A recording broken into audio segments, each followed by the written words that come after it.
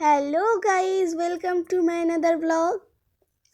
আজকের ব্লগটা খুবই খুবই খুবই মিনি ব্লগ। আজকের ব্লগটা দেখতে থাকো, তোমাদের ভালো লাগবে। আশা করি তোমরা নিশ্চয়ই অনেক অনেক অনেক ভালো আছো। ভগবানের কৃপা এবং তোমাদের আশীর্বাদে আমরাও ভালো আছি।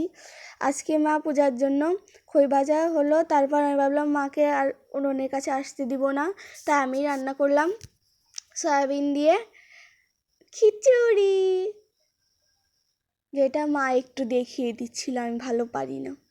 যাই হোক, ভালোই টেস্ট হয়েছিল, তাই না? আমার ভাসতে 2বার চেয়ে খেয়েছে, বুঝে দেখো তাহলে কেমন টেস্ট হয়েছে। যাই হোক, দেখো এরপর যেহেতু বারান্দায় উনুনটা কাটা হয়েছে, এই জন্য একবারে উনুনে মানে যেখানে খই ভাজা হয়েছে ওইখান থেকেই মা বললো যে এখানে রান্না কর। তারপরে রান্নার প্রায় শেষের পথে এবার মা দিয়ে দিল হচ্ছে জিরের গুঁড়া, গরম মশলা গুঁড়া ইত্যাদি, জিরের গুঁড়া আর গরম মশলা গুঁড়া দিয়ে দিল। তারপর নামানোর যেহেতু সময় এসে গেছে এই জন্য। আর বিশ্বাস করবো না গাইছে, এত টেস্ট হয়েছে, নিজে আর কি বলবো। যাই হোক, আজকে ব্লগটা ছিল এই পর্যন্ত। কেমন লাগলো কমেন্ট করে জানাবে।